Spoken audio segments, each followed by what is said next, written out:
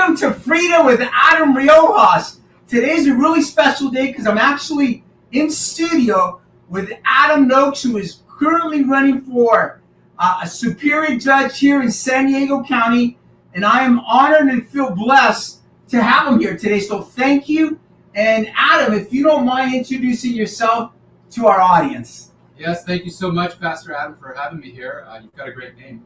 I like that. I am Adam Noakes. I'm running for Superior Court Judge here in San Diego County. I'm currently an administrative law judge.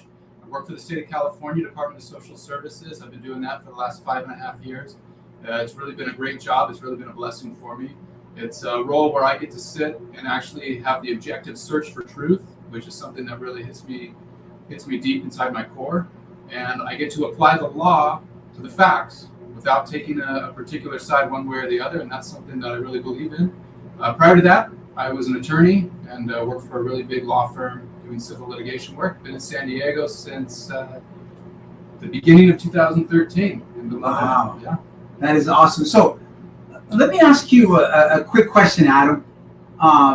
Your prior job that you had before, you talked a little bit about, you said, what was your prior job? So I'm currently an administrative law judge. Before that, I was an attorney for a big litigation firm. Okay. Yeah, big law firm. So your job now is administration. Administrative law judge. So what that is... That'd be good if you can explain. Yeah. So an administrative law judge works for an administrative agency. I work for the Department of Social Services, the state of California. Any dispute from anyone who's receiving any of the benefits that is administered through the Department of Social Services comes to someone like me. So we're talking about all the social benefit programs in the state of California. You're talking about tens of thousands, maybe even hundreds of thousands of cases every year. We've got a lot of administrative law judges who are handling those cases. We resolve all of those disputes that come up through that agency. So it encompasses a large amount of agencies. It's just the one agency. It's the Department of Social Services. And okay. So that's where I kind of say my jurisdiction is pretty limited right now. Okay. Where I only have jurisdiction over the cases involving the administration of those benefits that are administered through the Department of Social Services. On the Superior Court, that's a court in California of general jurisdiction. Okay. So every case that you can possibly imagine, criminal, family, civil, juvenile, small claims, that's all encompassed with the Superior Court. And so the jurisdiction is much broader in the Superior Court. Okay, so here's my question.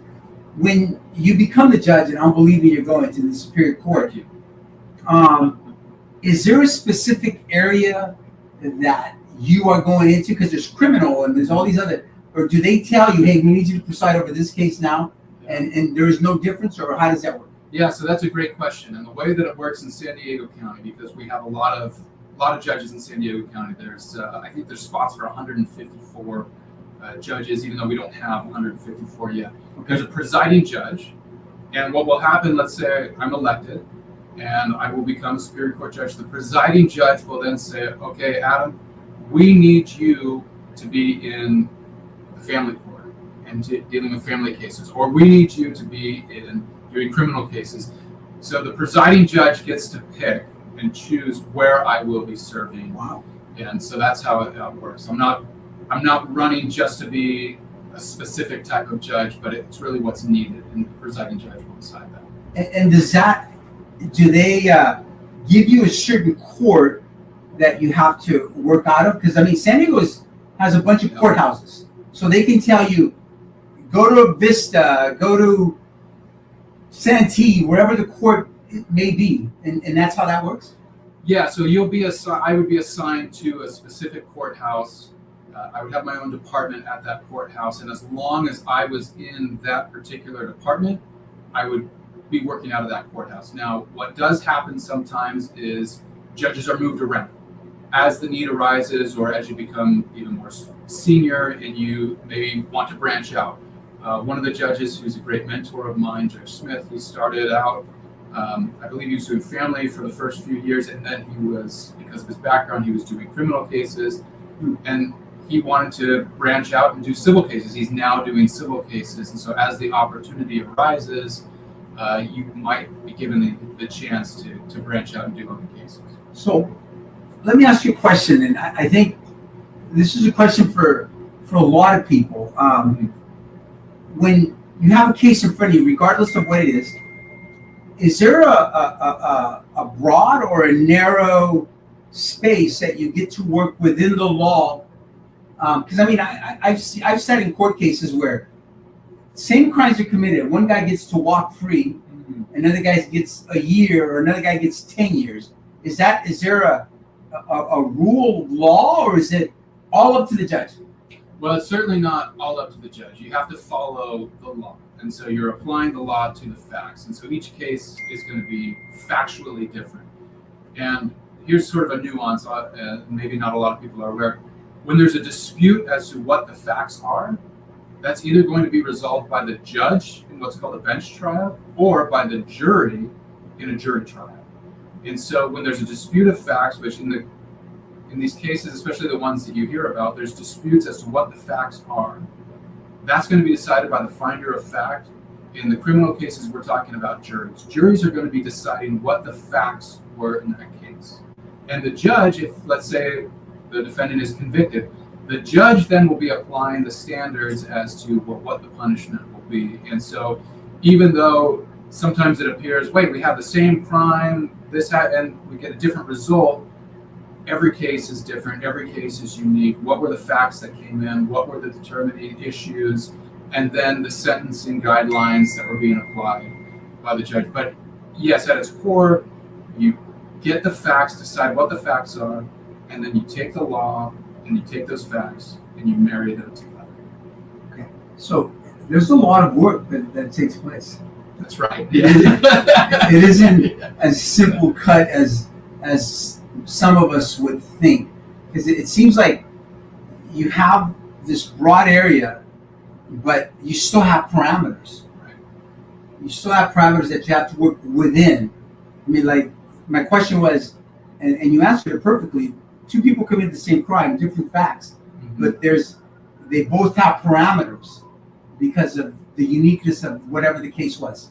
That's right. And you also have to understand that our laws, they allow for some flexibility in certain areas. And so there is some discretion in terms of, all right, what's the punishment going to be? So that does play into it. There are factors that could ratchet up the punishment. There are factors that might be mitigating factors that you would also apply. And so I think one of the things for a judge, you want a judge that's going to be fair in the process. Absolutely. You don't want to feel like, well, there's a certain set of rules that's being applied to one party, but it's not being applied to the other. No, the same set of rules needs to be applied. There needs to be due process, and you need a judge that's going to have absolute fidelity to that principle. You need a judge that's going to be independent of what? The political forces, the social forces, even the financial forces that want an outcome before the process is played out, before the evidence has even come in. And then maybe even most importantly, you need a judge that's going to be impartial. You need a judge that's not going to tip the scales one way or the other, but he's already thumb on the scales, that's going to come in with prejudice, that's going to have already a predetermined outcome that he or she wants to get to. You need someone that's absolutely committed in their core to being impartial. And that's when the public's going to have faith and trust in what the judge is doing, and then it's going to have faith and trust that, hey, this system works. Yes. We can resolve our disputes and we can have peace and harmony in society because we have a third-party neutral arbiter that is above all striving with all their might to be fair, independent, and impartial. And that's something that I believe in my core. That's something that I strive for now as an administrative law judge, and I pledge that if I am given this blessed opportunity to wear the robe, I will strive with all my might, mind, and strength every day to embody those very ideals and to be the embodiment of fairness, independence, and impartiality so that you and anyone who comes into the courtroom will know, yes, I can have faith and trust that this is going to be a fair process and this judge is going to be impartial, my case is going to be heard, and the law is going to be applied to the facts. That's a great answer. I think a lot of us wanted to hear something like that. I remember growing up when they said there's going to be a time in California when everybody's going to know someone in jail. And it was like, there's no way. That'll never happen. And actually now everybody has a friend or a family member or somebody, or they know someone who knows somebody that's actually in jail. But it's refreshing to hear that. A lot of us have lost a lot of trust in our system. And it's just really refreshing to hear someone running for that position, that they're going to apply the law, be fair, be partial, and do everything they can to have the best outcome with whatever the crime or whatever the situation that needs to be resolved. So here's a good question. What makes you think that you're the man to do that? Or what are the qualifications that you have that is going to actually make this possible? That is a great question, and I think it's a very fair question. It's something that it's always been part of who I am, to try to be a peacemaker. It's always been part of who I am, to have the objective search for truth. And I did go into law knowing that as an advocate, you have to take a side and you have to try to get the best possible outcome for your client. That's what you're hired to do as an attorney.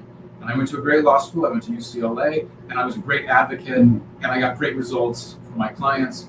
At my core, I knew that's not who I was. I wasn't a hired gun. And I wanted to make the shift. I wanted to get into that position of, I want to be the neutral party that doesn't have to take a side, that can try to bring the parties together in some sort of resolution. So I actually went back to school to get an advanced legal degree at Pepperdine. Wow. They have the #1 program. It's either #1 or #2. U.S. News and World Report. It always fluctuates. Wow. For dispute resolution in the entire country.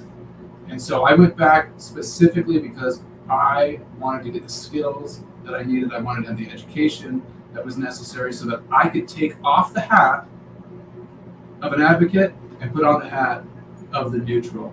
Wow. And 5.5 years ago, I made that shift. I stopped advocacy practice and I became a third-party neutral. As an administrative law judge, I'm the only judge in my race running for judge. Wow. And so it's core to who I am. I believe in this.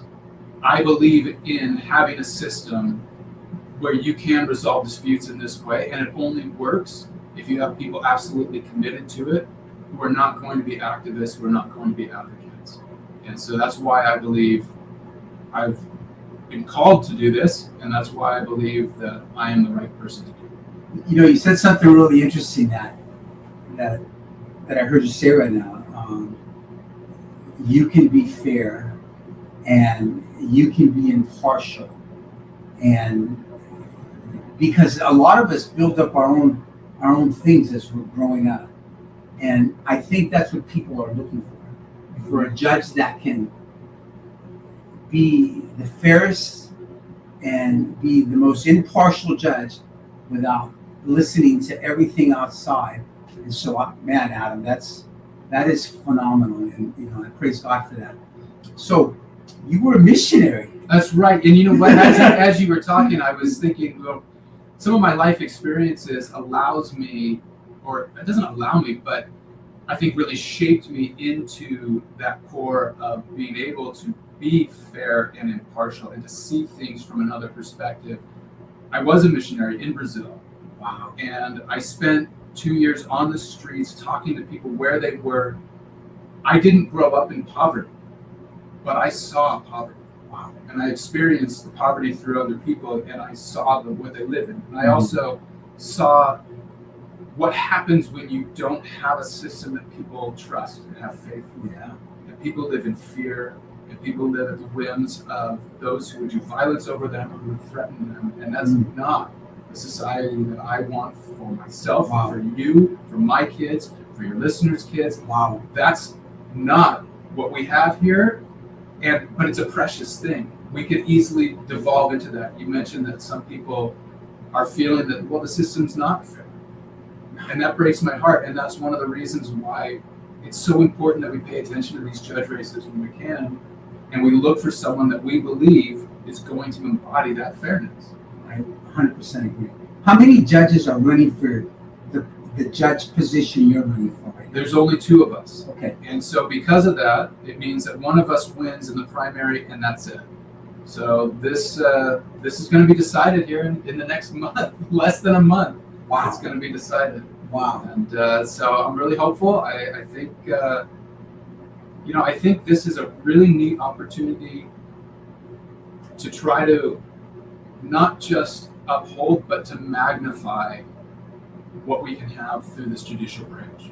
And that's really something that I'm going for. That's something that I'm trying to inspire and embody. I love it. You said something that for me is amazing, because that's the reason I asked you. And I remember hearing you say you were a missionary, is because our country was actually founded on biblical principles. Mm-hmm. The first 102 pilgrims that came here with 25, 35 crew members were all Christians, all believers. Half of those died during that winter. The first mayors, the first governors, all of them believed in the Lord, all Christians. And then you have the Declaration of Independence, when it was signed. 55 out of the 56 signers were God-fearing people, except for one guy who was a deist, still believed in God. Yeah. And eventually they say at end days he gave his life to the Lord. And then you have 36 out of the 39 people that signed the Declaration of Independence that consider themselves men of God. And that's where our foundation comes from. And that's a lot of our laws, right? It is. So we have a moral compass that serves as a foundation for our country and our laws. And so I think that it's incumbent upon us to have those people who have a moral compass be the ones who are interpreting those laws and applying those laws, because those laws were instilled and modeled after moral principles. Yeah, I agree. So I heard you speak at a forum, but there was candidates running for different offices. Mm-hmm. And then I heard you quoting the book of Deuteronomy, and then I heard you. That's right. And then what really blew me away is when you talked about these judges that were taking bribes. And I'm like, Samuel, chapter 8, yeah. And I was like, oh, this is the man to vote for. He understands that do not take no bribes, and make sure that you're doing everything right, and you're not doing it to look good in front of the people and doing shady things outside of your office. Well, I think that was a great example that was given in the Old Testament, where Moses had instructed or had shared his instruction of what he was looking for in judges. And there was the impartiality, no respecter of persons, and hearing the cases between the people and between strangers as well. And then later on in 1 Samuel chapter 8, you see what happens when you have judges who aren't abiding by those precepts, and who are taking bribes, and who are corrupt. And actually all of society said, we don't like this system. We now want a new system. And I look at that and I say, we've got a wonderful system. We have a democratic republic system here in the United States. And if people don't have faith and trust in that system, or in the judicial system that is a backbone of one of the key pillars of our democratic republic, then you're going to hear a lot more cries of saying, we don't want this system anymore. We want something else. That's correct. And so that is another reason why it's important for us to pay attention to these judicial races. We are in a point in history where people are tired of all of the madness and corrupt system that is obvious at times. We can read the newspapers and see everything going on, and people that believe in the Bible, people that don't believe in the Bible, we always want someone honest in that position of a judge, because someday we're going to face a judge because of whatever the problem may be, whether it's within our businesses, whatever it may be, and we want to have someone that is going to be fair. Well, that's right. So it transcends any sort of religion, really, because when you're talking about fairness, you're talking about morality, you're talking about impartiality. you're talking about not taking bribes. Yes. That's something that transcends anyone's personal beliefs or individual beliefs about religion. That's something that is just a foundational truism, a principle that is necessary for a civil society. And so when we're talking about this judicial opportunity, we're talking about the civil society and maintaining a civil society where we can be safe, where we can have the opportunity to thrive, where we can have greatness for ourselves, for our families, our children, our children's children. And so this is something that transcends any personal religious beliefs. Amen. It just so happens that you can look to religious documents to see where some of these principles have been laid out and have been told through religious documents, but it's not a religious thing. Absolutely. The court system itself is not necessarily a religious thing. You don't allow your religious persuasion to push you one way or the other when you are applying the facts to the law as the law is written. But it is something that you want people who are going to be honest. You want people who aren't going to be taking bribes. You want people who are going to administer the law as it is written. And so quoting the scriptures and identifying it in the scriptures is basically to say this is not something new. This is something that we have records of going back a long, long time. Yeah, and I just want to emphasize that whether you're a believer, a non-believer, an atheist, or non-atheist, we all want someone who's going to interpret the law. One that's going to apply the law as it is written, and not put his or her thumb on the scale, or to say, oh, I don't like the way that this law is written, so I'm going to massage the law or do mental gymnastics to try to find a way to not implement the law. There are, in my position right now as administrative law judge, there are plenty of rules, regulations, and laws that I personally don't like those laws the way that they're written, but I apply that law to the facts, regardless of whether I think this is a good law or not, because that's what a judge should do. A judge should not supplant his or her own opinions for that of what is written in the law. I love it. I love it. You need that discipline. Fantastic. We're all looking for that. It doesn't. I've talked to so many different people, and I've had non-believers on the show, and everyone just wants someone who can be partial, someone who's not impartial. Excuse me. Thank you. Impartial, and someone who could literally look at the facts and not go outside of, well, I believe this, so I'm going to do this. Right. And that's just not good. We're in a period of time right now where we're as a nation, as a state, as a people, we want it to be done correctly. So Adam, we have probably a minute or so. Can you close us out with a word of encouragement, and I'll make it kind of simple. Yeah. If I would love for you to be a judge, absolutely. But if I was someone who was skeptical, yeah, and you're trying to convince me, or anybody else for that matter, why should I have to vote for you? And then tell our people, and then tell them how to vote and how they can get a hold of you if they need to, or donate to your campaign. Look, I would love if everyone could glimpse into my heart and know who I am and how committed I am to the things that I'm saying.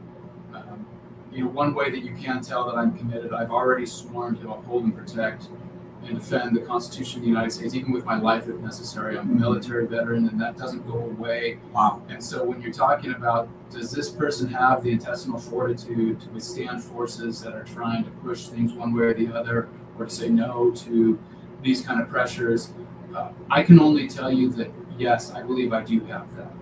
I believe that from my past experience of my dedication, not only to God, to country, to my family. I'm a father of 4 daughters, been married for 21 years, almost 22 years, faithful in those obligations. And those are, for me, the number one obligations. That's one of the reasons why I'm doing this, is because I want to do whatever I can to ensure that our great state, our great country continues to survive and to thrive, and that we have something that's safe for the next generation as well as our current generation.